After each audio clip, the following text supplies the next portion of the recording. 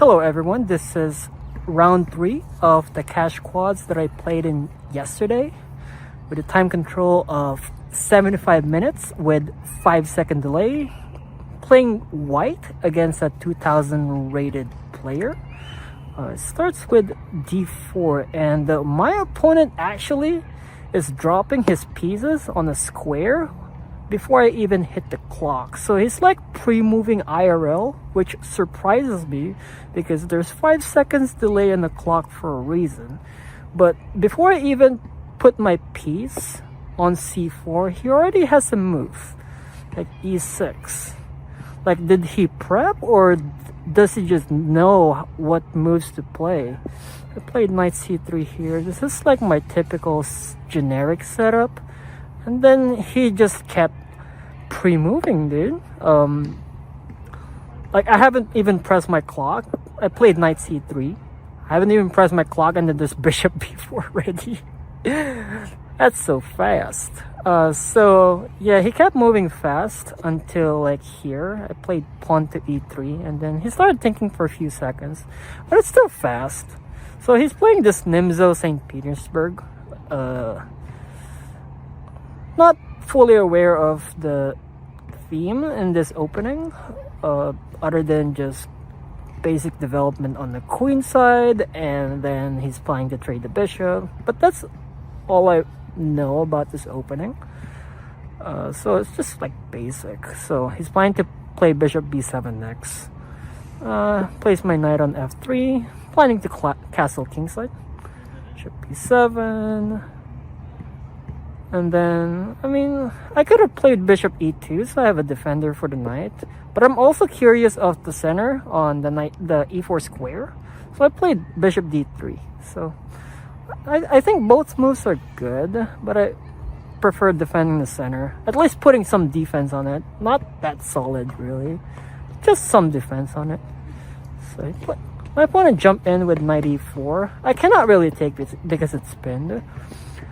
Played queen c2, so I believe queen c2 is inaccurate. So I should really just let my opponent take, and he cannot really escape with a knight. But I defended it with queen c2. It looks like a simple move anyway. It should be fine, but it's inaccurate. I should have just castled right away. This knight was attacked twice, so he played pawn to f5, just putting an extra defense on the knight, so I can't really take, or if I do take, it would look bad since f-file opens up, or he can even take with a bishop and my queen moves again the second time, and it's not really that good for me to take. So f5 is pretty decent. Castled here, and my opponent took this knight with a bishop. Decent plan, like right from the opening. Also, it's common in like modern defense where people trade one of their bishops and then the other bishop is in the fianchetto structure. So it's pretty standard gameplay. After taking, castled over there. I played knight d2 immediately just so I can challenge this knight in the center. Because if I don't challenge that knight, these pawns can get pushed, and then g-file or h-file might open up, and he gains the aggression on that position. So I have to challenge this knight right away. He has to go back or take. He actually took my knight here. And then I took back with a bishop, just so I don't lose this angle over here. Because I like my bishop and queen already connected. And also maybe I could have played with queen takes d2 and then place my bishop on a3, but I don't think that diagonal is that good anyway. So if I place my bishop on a3, he can just push like d6, and then all of a sudden the diagonal is like already closed. So there's not that, it's not a better angle for the dark square bishop, so I'm most likely gonna be sitting like this. I mean, I can improve this opening if there's any. It looks pretty decent so far because it's still opening phase. I can definitely fix the position later on. After bishop takes d2, my opponent played queen h4, which I think is the most aggressive. approach in this specific position, because now it looks like he can just lift the rook and start pushing the pawns, and I can get punished quickly if I'm not careful. So after queen h4, I want to block this light square bishop.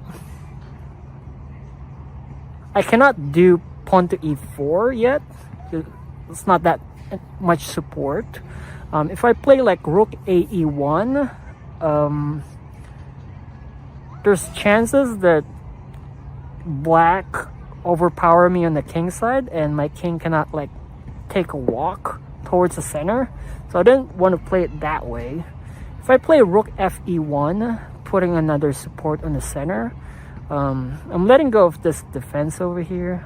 Like, I just want to defend the king side, but at the same time I want my king to be flexible later on, taking a walk.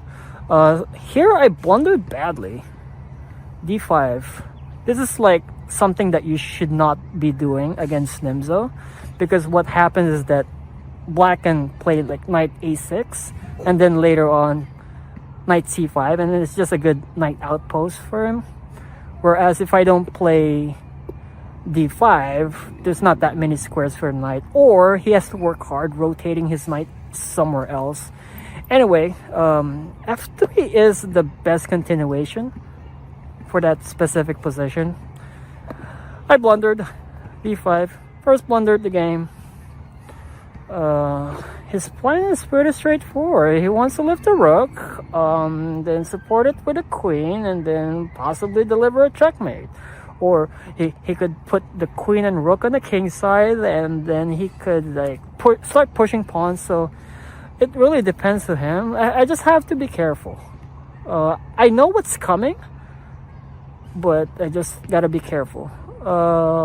Played e4 here, just so black doesn't have rook h6. Also, it supports this pawn structure that I have towards the d5, which blocks the light square bishop. I push pawn to e4. I must say that this game is full of mistakes and blunders, just so in case you know ahead of time, like, is this even the right way to play this? I just know that d5 is a blunder, and then the future is like a lot of mistakes and blunders on both our sides. Anyway, play e4. He played f4, blocking this dark square diagonal. So now he can actually push. No, he can actually play rook h6 and target the h2 pawn again. I played f3 here, just so I have room to escape in case something bad happens on my king side, because it looks like he can place the rook on h6 and it looks dangerous. So I'm really just ready to dip the king side and start walking towards the center. I don't necessarily have to walk towards the center right away, but I'm ready for it. Just preparing my pieces that nothing hangs in the back rank or nothing blocks my king. I think f3 is a flexible move. Rook h6. As I had foreseen, rook h6. h3 looks like the only move that stops the queen takes h2 check there. Played e5 here. e5 seems strange because now he's transposing to like King's Indian defense structure where the pawns are on dark square and he'll play bishop c8. So now that he's transposing to King's Indian defense structure, now I'm thinking of ways to punish this position, like as if I'm playing against the King's Indian defense. So after pawn to e5, I'm thinking of ways to attack the queen side and possibly opening up the c file, because that's usually how I play against the King's Indian defense. So he played e5. c5 is what I push. If I don't push c5 now, he will have d6 later on, and I'll eventually push c5 anyway because I have to open up the c file, and that's where I want to attack. Also, I have double pawns over here. I want to get rid of one of the pawns, even if I don't get material compensation out of it. So I push c5, and he played queen g5. He's trying to steal this pawn. Also, I cannot play king h2 because he can just check with queen g3, and I still lose the pawn. So really at this point, I'm ready to dip. But I don't necessarily have to do it right away. I'll make him work for it. Like, I will dip, but I'll make him work for it. Rook a b1 is what I played. The purpose of this is that he cannot take the pawn towards c5. Also, if things get worse on the king side, like let's say he's able to enter with queen h2 check and then start over here, start running, I just want my rook to be secure, because if it's an a1, there's nothing defending the rook. But if I place it on rook a b1, there's the bishop defending the rook. I want this queen somewhere else, but I'm not sure where. But right now it's defending the queen. The queen is defending the rook, but I'm not using the queen as a defense. I'm using the bishop as a defense, because this bishop will stay here for a long period of time, knowing that I don't have a good diagonal towards that end. So rook a b1 seemed to be a safe move, as well as putting pressure on the b file. My pawn played d6. Okay, so after d6, this looks like the King's Indian defense structure already, where he's gonna play bishop c8 and hit my pawn on h3. So I'm ready to dip. I think it's safe for me to dip if I like to get out of the structure here, if I need to. My goal is to open up the c file still and maybe push this pawn on c3, because this pawn on c3 is blocking the dark square diagonal, and also if I push it one square up, it will block the light square diagonal. So I want to get rid of both pawns if possible, but he's not gonna allow it. Attack on the king side will come quick. So anyway, after pawn to d6, I played queen a4. I saw a hole over here on the e8 square, so if I can plug my queen there, that's just checkmate. And he hasn't pushed any of these pawns because he wants to occupy the h6 and g6 square with rook or queen. So it's like he wants to move left and right there, therefore he can get back rank checkmated. So queen a4 is a good pressuring move, just to place it there. There's definitely different ways to counter that. I mean, he can put the queen on g6, covering the e8 square, or queen on h5, covering that. My opponent played king f8. I mean, he can defend with a king. The king is not doing anything at the moment. The only risk of your king moving towards the center is that there's too many pieces on the board and your king could possibly get exposed. But at this point of the game, it looks like it's safe for him to move towards king f8. And also it's still back rank, so it's somehow safe, but king is responsible for something, which I don't usually do. I like my king in the corner. The corner of a chessboard where it's not doing anything during middle game, especially if queen is still on the board. So I took the pawn on d6, he took back, and I pushed c4. Like I said earlier, I want to get rid of this pawn and hopefully place a rook here. Maybe rook bc1 or rook fc1. But that's like a plan ahead of time. I don't have to decide right away which rook goes to the c file, but a rook will go to the c file if this opens up. That's if it happens. But looks like he has an aggressive attack going on to this light square diagonal. He's gonna plug in his queen. It's gonna be messy on the king side. So for now, push c4, and then he played bishop c8. At this point, I'm looking at this b6 pawns like, okay, now that he's willing to use that bishop to attack my king side, there's nothing defending this rook. But I have to decide when's the perfect time to pick up this pawn. So if I take the pawn on b6 right now, I'm just up a pawn and then he takes this back, so it's just even, right? It looks even. I was just locked down on this b6 pawn the entire game, and now the queen is committed on just staying on an a file just so I can hopefully pick up that pawn on b6. I kept looking at that pawn on b6. It's just and so after bishop c8, play rook f2, putting an extra defense here on the g2 pawn. I think this guy on h3 is just lost in the sauce. I can't defend that. I mean, it's attacked by a rook and a bishop, and then the queen is just there. If I move right away over here, there's definitely ways for him to just play queen g3 and make things worse for me. It's like I have to go back and forth, so I'd rather not move the king. So I move the rook up instead, and I'm using this way towards the back rank so I can possibly escape.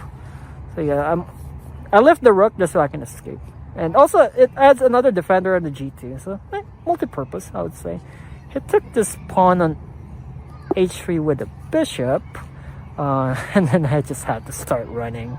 It looks dangerous. Time to run. And he went back to bishop d7, thinking that I can take over there. I could take the bishop, so he has to go somewhere back. After bishop d7 attacking the queen, I pull back here. Like I said, I want to maintain my a-file coverage with the queen so I can hopefully take the pawn on b6. That looks like my only hope for attacking anyway. If I push c5 right away, he can take with a pawn or the other pawn. It disrupts his pawn structure, but it's not a solid attack. But this could possibly do it. So queen a3, I'll stay here on the a file, see what happens. King e7 is what he played. He's using his king to defend a central pawn, which is like super weird. Also, this pawn was defended by a rook already, so he didn't need to put an extra defense on the d6 pawn. It's like too early. So I think it's showtime. Rook takes b6. I took this. One of the reasons why I took this because one, I'm like down on time, and I just didn't have much time to think of alternate moves. Like, I've been looking at that b6 pawn for a long period of time. It's time for me to take it. He played bishop e8, which is weird. Like, are you trying to reroute the bishop towards this side of the board, or he's just making room for the knight? His queenside development is just terrible on that side of the board.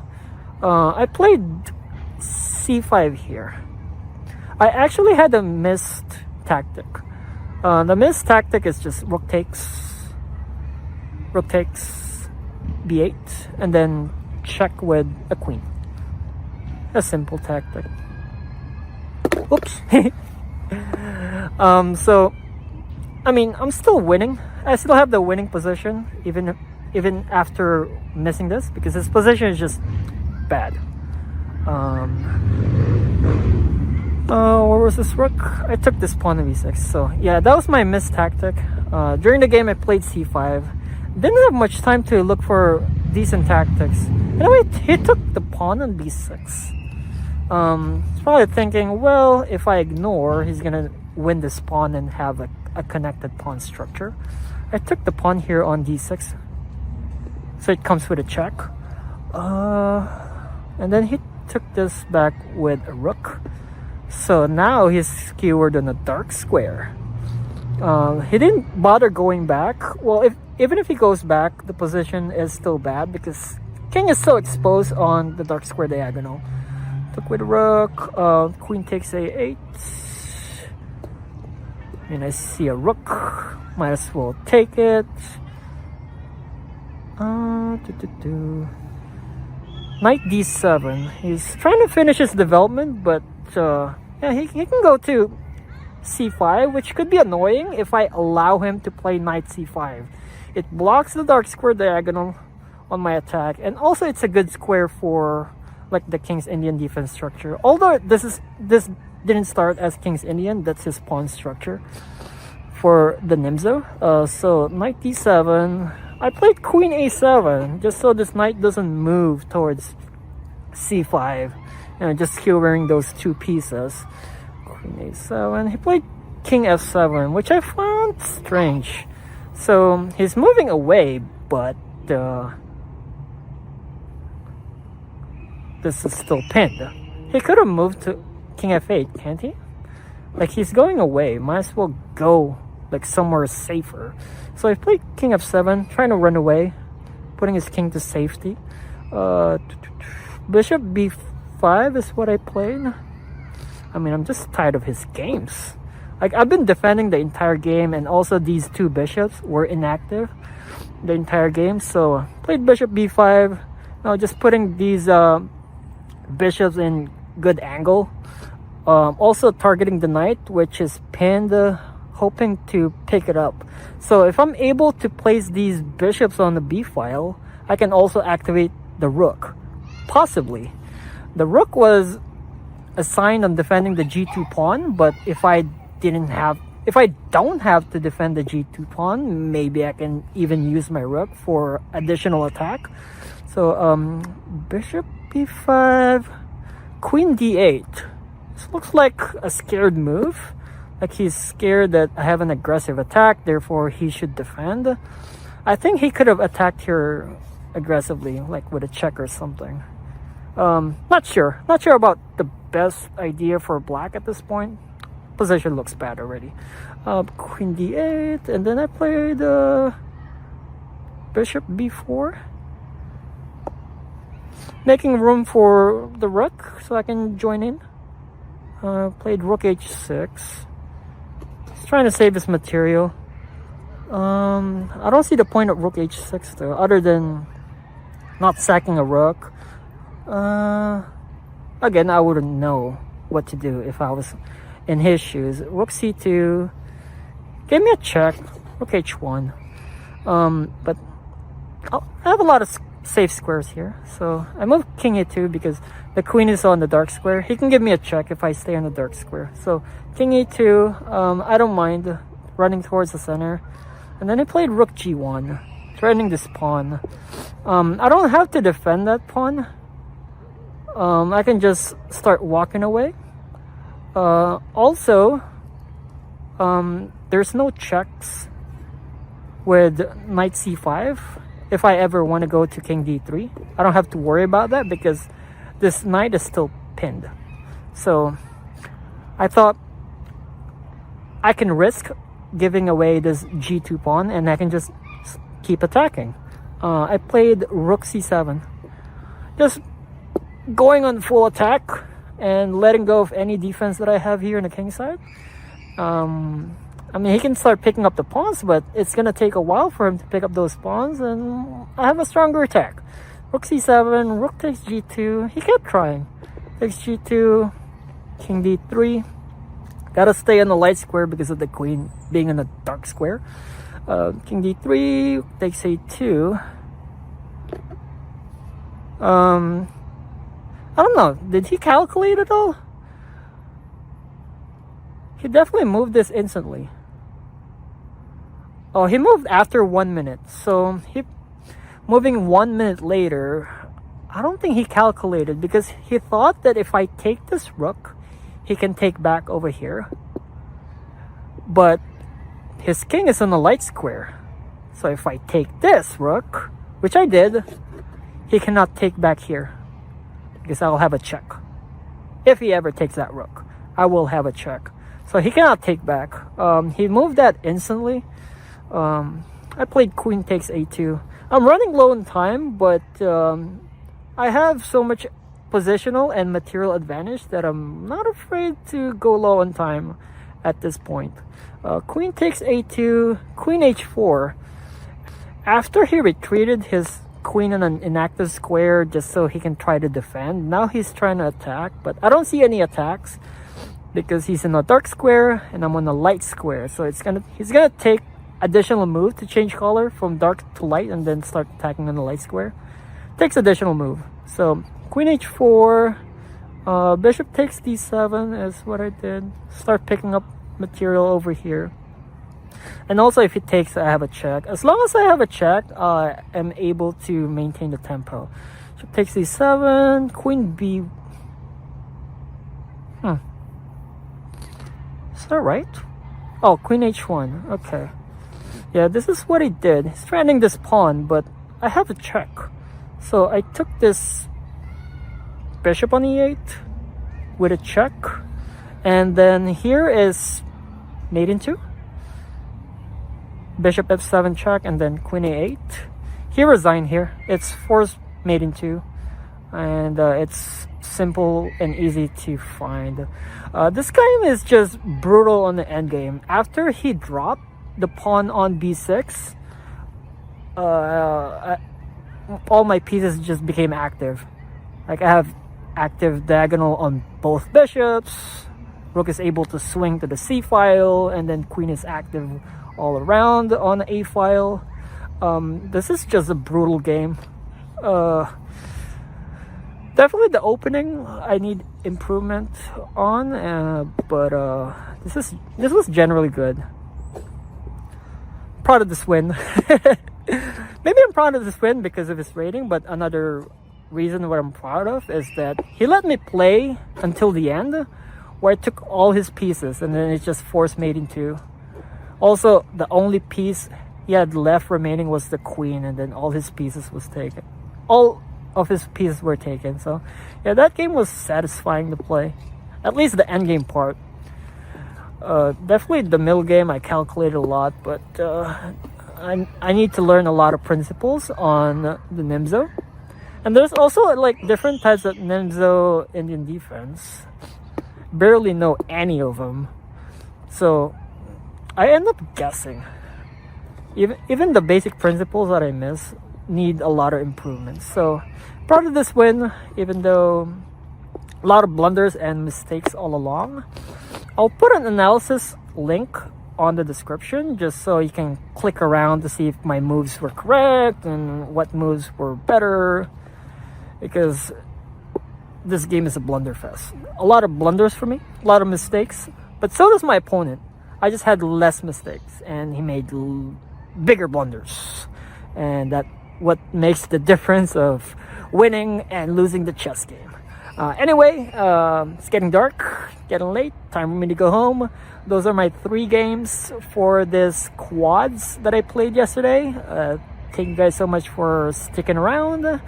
Definitely let me know what you think, and I'll see you guys later. Peace out.